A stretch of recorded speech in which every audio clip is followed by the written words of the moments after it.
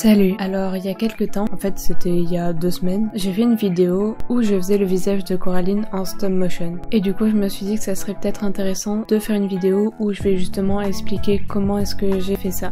Alors déjà, il m'a fallu un petit peu de matériel pour réaliser ce petit montage. Alors en tout, j'ai utilisé une lampe, donc c'est quand même mieux d'avoir une lampe fixe pour avoir un éclairage qui va pas bouger, pour privilégier un éclairage qui est pas naturel, parce que si on prend l'éclairage de l'extérieur, ça peut varier en fonction du temps ou de la journée. Du coup voilà, je pense que c'est mieux d'avoir un éclairage qui est fixe. Et ensuite du coup, il m'a fallu un support. Donc là, j'ai utilisé un support en bois. Du coup là, je savais que pour ce montage, il me suffisait d'une surface qui est plane. Donc en fait, cette surface en bois, elle me suffisait. J'avais pas besoin de créer un décor moi-même en 3D. C'était assez pratique. Ensuite, j'ai eu besoin de terre. Enfin là, j'ai utilisé de l'argile, mais ça peut aussi être fait par exemple en pâte à modeler ou en fait tout ce qui va pouvoir être modelable. Il est aussi possible d'utiliser des figurines sur lesquelles on va pouvoir changer les expressions du visage, les vêtements, les positions. Donc on peut le faire aussi avec des figurines. Par exemple, on peut retrouver ça même dans des films d'animation comme dans Coraline par exemple. Mais c'est sûr que c'est plus simple d'utiliser de la terre ou de la pâte à modeler ou ce genre de choses pour faire les formes qu'on veut. Et même si ça a un rendu un peu plus brouillon peut-être, c'est un peu plus simple quand on veut juste débuter à faire quelques formes et des petites animations comme ça. Alors je précise aussi que je suis pas du tout professionnelle, c'était une de mes premières animations en stop motion, donc je vais juste donner quelques conseils comme ça que j'ai pu entendre. Mais voilà, il y a sûrement des choses qui vont pas forcément être vraies. Je retranscris juste un peu mon ressenti. Alors du coup ensuite ce que j'ai utilisé, c'est pour la deuxième moitié de la vidéo on va dire, de la peinture. En fait voilà, c'est de la peinture acrylique que j'ai utilisée pour du coup recouvrir ma figurine. Et après j'avais aussi une tablette à côté où j'avais le visage de Coraline. Comme ça me permettait de pas faire n'importe quoi on va dire et de garder un œil sur ce que je voulais faire vraiment. Après j'avais aussi le matériel qu'on utilise pour travailler la terre, donc juste à côté j'avais un bol d'eau avec une éponge. J'avais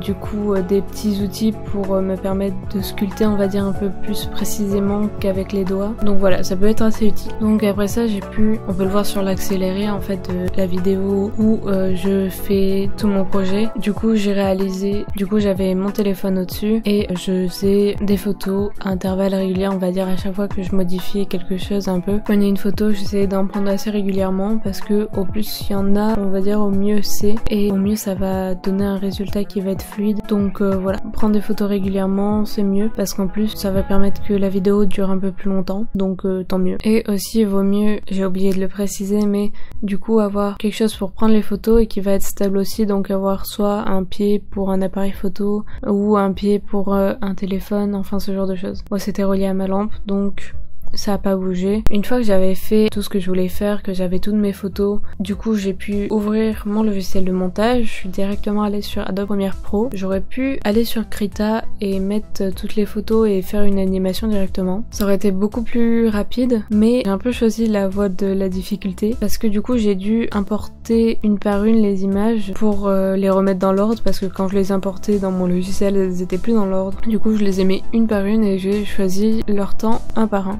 Du coup, dans mon montage, une image dure 2 frames. Normalement, dans les animations de ce genre, on est plus autour de 15 à 18 images par seconde. Là, on était un peu moins, donc ça donne un résultat qui est plus saccadé. Mais c'était aussi pour que ça dure un peu plus longtemps, parce que sinon j'avais peur que sinon la vidéo en fait aurait fait 10 secondes. Donc voilà, une image qui dure 2 frames, c'était ce qui me semblait le mieux. Et après, je me suis rendu compte que par moment, on voyait ma main ou mon téléphone avait un peu bougé. Et du coup c'était pas forcément au même endroit, on voyait ma main, la couleur changeait en fond, voilà, il n'y avait pas le même éclairage à chaque fois. Et du coup pour régler ce problème, j'ai pris une image de là où j'ai fait mon animation, donc sur le plan en bois on va dire. J'ai pris l'image qu'il y avait au début où il y avait encore rien de mis dessus, et en fait je l'ai mis en dessous de toutes mes autres images, et avec toutes les autres images j'ai fait un détourage en fait. Du coup j'ai fait un masque inverse qui fait que ça faisait apparaître que la tête de Coraline, et j'ai mis un léger flou autour pour pas que ça se voit trop, et du coup ça m'a permis déjà d'enlever tous les éléments qui ont pu apparaître qui étaient pas voulus sur mon image. Et après pour ce qui est de la luminosité qui était pas forcément la même entre chaque image, eh ben j'ai mis un filtre où je pouvais régler l'exposition et du coup j'ai joué un peu sur tout ça pour que ça soit le plus proche des autres en fait. Et les photos qui étaient un peu en décalé, où ça avait un peu bougé, je les ai toutes recalées au même endroit. Donc voilà, ça m'a pris un peu de temps au montage, mais au final je trouve que le rendu est pas horrible. Ça peut se voir à des endroits qu'il y a un montage qui a été fait et que c'est pas le même fond, où on peut voir qu'il y a des imperfections à des endroits. Mais voilà, je trouve ça assez sympa ce que j'ai pu faire avec pas grand chose. Donc j'espère que j'en aurai aidé certains. Donc voilà, j'espère que ça vous a plu et dans tous les cas on se retrouve dans une prochaine vidéo.